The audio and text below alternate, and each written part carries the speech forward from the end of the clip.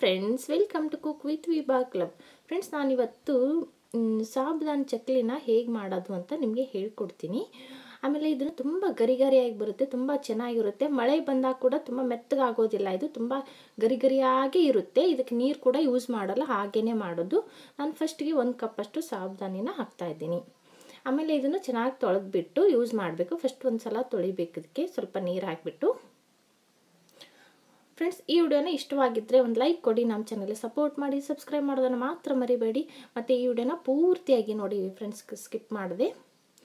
ಇವಾಗ ಇದಕ್ಕೆ 1 ಗ್ಲಾಸಷ್ಟು ನೀರು ಹಾಕ್ತಾಯಿದ್ದೀನಿ. ಈ 1 ಕಪ್ ಸಾಬುದಾನಿ 2 ಕಪ್ಪಷ್ಟು ನೀರು ಅಂದರೆ 1 ಗ್ಲಾಸ್ ಹಾಕಿದ್ದೀನಿ. ಒಂದು 6 ತಾಸಷ್ಟು ನೆನೆಯಿಡಬೇಕು. ಇದು ತುಂಬ ಸಾಫ್ಟಾಗಿ ಬಂದಿರಬೇಕು. ಹಿಂಗೆ ಮುಟ್ಟಿದರೆ ಸಾಬುದಾನಿ ಸಾಫ್ಟಾಗಿರಬೇಕು, ಅಂದರೆ ಕಂಪ್ಲೀಟಾಗಿ ನೆಂದಿರಬೇಕು. ಇದನ್ನು ನೆನೆದ್ರೆ ಚಕ್ಲಿ ಚೆನ್ನಾಗಿ ಬರುತ್ತೆ.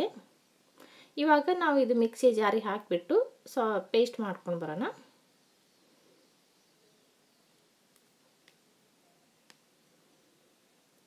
ನೋಡಿ, ಪೇಸ್ಟ್ ಆಗಿದೆ ಇದು.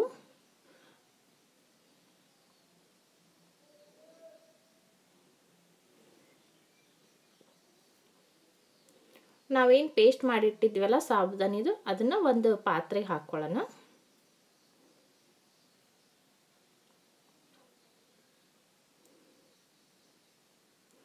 ನೋಡಿ, ನಾನು ಅಕ್ಕಿ ಹಿಟ್ಟು 2 ಕಪ್ ಅಕ್ಕಿ ಹಿಟ್ಟು 1 ಕಪ್ಪು ಪುಟಾಣಿ ಹಾಕಿ ಬೀಸಿದ್ದೀನಿ. ನಾನು ಗಿರ್ನಿಯಲ್ಲಿ ಬೀಸಿರೋವಂಥದ್ದು.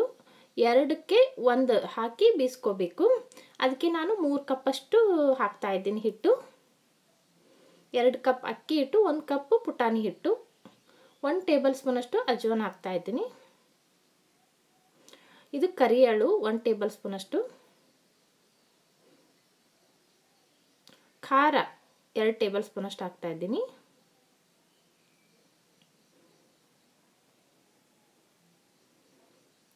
ರುಚಿಗೆ ತಕ್ಕಷ್ಟು ಉಪ್ಪು ಹಾಕೊಳ್ಳಿ.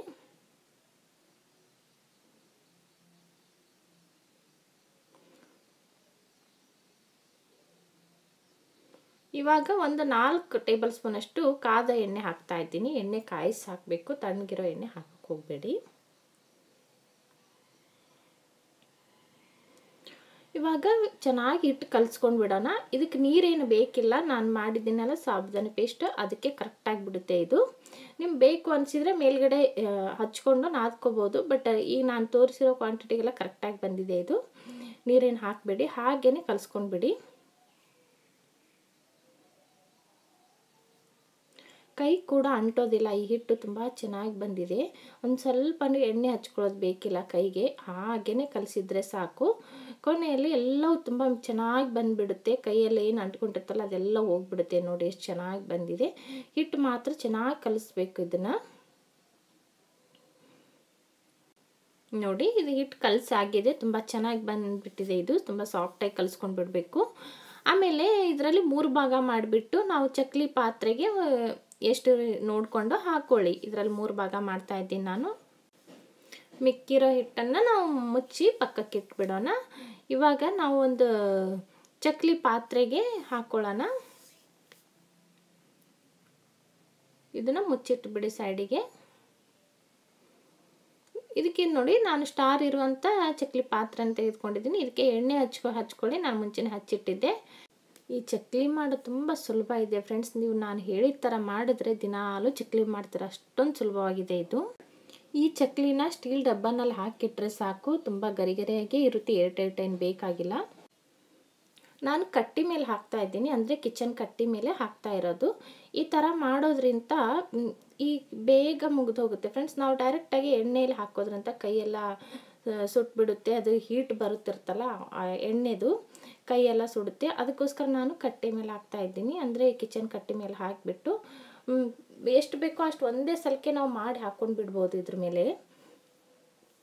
ತುಂಬ ಸುಲಭ ಇದೆ ಫ್ರೆಂಡ್ಸ್. ನಾನು ಇದೇನು ತೋರಿಸ್ತಾ ಇದ್ನಲ್ಲ, ಈ ಮೆಥಡ್ ತುಂಬ ಸುಲಭ ಇದೆ ನೋಡಿ. ಇವಾಗ ಎಲ್ಲೂ ಇದೇ ಥರ ಹಾಕಿ ಇಟ್ಕೊಂಡು ಬಿಡೋಣ.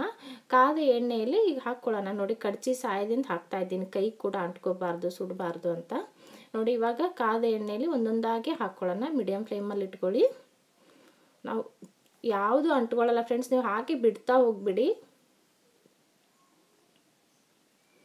ನೋಡಿ ಎಷ್ಟು ಸುಲಭ ಇದೆ ಅಲ್ವಾ. ನೋಡಿ ಇದೆಲ್ಲ ನಾವು ಬಿಟ್ಟಾಗಿದೆ ಅಲ್ವಾ. ಇವಾಗ ಇನ್ನೂ ಇಷ್ಟು ಹಿಟ್ಟಿದೆಯಲ್ಲ ಅದು ಮತ್ತೆ ಹಾಕ್ಕೊಂಡು ಬಿಡೋಣ ಈ ಕಡೆ ಪಕ್ಕಕ್ಕೆ. ಇವಾಗ ನೋಡಿ ಇದಾಗಿದೆ, ನಾನು ತಿರುಗಿ ಹಾಕ್ತಾ ಇದ್ದೀನಿ. ಇದು ನಾವು ಹಾಕಿದ ಮೇಲೆ ನೀವು ಮಧ್ಯೆ ಮಧ್ಯೆ ಕೈ ಆಡಿಸೋದು ಬೇಕಿಲ್ಲ, ಅದು ತಾನಾಗಿ ಆಗಿಬಿಡುತ್ತೆ, ಎಲ್ಲೋ ಬಿಟ್ಕೊಳ್ಳುತ್ತೆ ಅದು. ನೀವೇನು ಬಿಡ್ಸೋಕ್ಕೆ ಹೋಗಬೇಡಿ, ತಾನಾಗಿ ಬಿಟ್ಕೊಳ್ಳುತ್ತೆ ಅದು ಎಣ್ಣೆಯಲ್ಲಿ ಕರೆದ ಮೇಲೆ. ಆಮೇಲೆ ಇವಾಗ ನಾವು ತಿರುಗಿ ಹಾಕ್ತೀವಲ್ಲ, ಹಾಕಿದ ಮೇಲೆ ಗೋಲ್ಡನ್ ಕಲರ್ ಬರಬೇಕು. ಮೀಡಿಯಮ್ ಫ್ಲೇಮಲ್ಲಿ ಇಟ್ಕೊಂಡು ಮಾಡ್ಕೊಳ್ಳಿ, ಹೈ ಫ್ಲೇಮ್ ಇಡಬೇಡಿ. ಆಮೇಲೆ ಇದಾದಮೇಲೆ ಎಣ್ಣೆ ಕುದೀತಾ ಇರುತ್ತಲ್ಲ, ಬಬಲ್ಸ್ ಎಲ್ಲ ಕಡಿಮೆ ಆಗ್ತಾ ಬಂದುಬಿಡುತ್ತೆ. ನೋಡಿ ಇದರಲ್ಲಿರೋ ಬಬಲ್ಸ್ ಎಲ್ಲ ಕಡಿಮೆ ಆಗಿದೆ. ಕಡಿಮೆ ಆದಮೇಲೆ ಆಗಿದೆ ಅಂತ ಅರ್ಥ. ಕಲರ್ ಮಾತ್ರ ಗೋಲ್ಡನ್ ಕಲರ್ ಬಂದಿರಬೇಕು. ಹೊತ್ತಿಸ್ಕೊಳಕ್ಕೆ ಹೋಗಬೇಡಿ, ಜಾಸ್ತಿ ಹೊತ್ತಿಟ್ಟು ಹೊತ್ತಿಸ್ಕೊಕ್ಕೆ ಹೋಗಬೇಡಿ. ತುಂಬ ಕ್ರಿಸ್ಪಿಯಾಗಿ ಗೋಲ್ಡನ್ ಕಲರಾಗಿ ಬಂದುಬಿಡುತ್ತೆ. ಇದು ತುಂಬ ಚೆನ್ನಾಗಿದೆ ಫ್ರೆಂಡ್ಸ್. ಬಾಯಲ್ಲಿಟ್ಟರೆ ಕರಗಿಬಿಡುತ್ತೆ, ಅಷ್ಟೊಂದು ಚೆನ್ನಾಗಿ ಬಂದೆ ಫ್ರೆಂಡ್ಸ್. ಇದು ಸಾಬುದಾನಿ ಅಲ್ವಾ, ತುಂಬ ಚೆನ್ನಾಗಿ ಬರುತ್ತೆ. ಇದರ ಹಪ್ಪಳ ಅದೆಲ್ಲ ತುಂಬ ಚೆನ್ನಾಗಿರುತ್ತೆ. ಅದೇ ಥರ ಇದು ಚಕ್ಲಿ ಕೂಡ ಚೆನ್ನಾಗಿ ಬಂದಿದೆ. ಈ ವಿಡಿಯೋ ನಿಮ್ಗೆ ಇಷ್ಟ ಆಗುತ್ತೆ ಅಂತ ಅಂದ್ಕೊಳ್ತೀನಿ ಫ್ರೆಂಡ್ಸ್. ಇದರಲ್ಲಿ ನೀವು ಶಂಕರಪಾಳೆ ಕೂಡ ಮಾಡ್ಕೋಬೋದು. ನೋಡಿ ನಾನು ತೋರಿಸ್ತೀನಿ.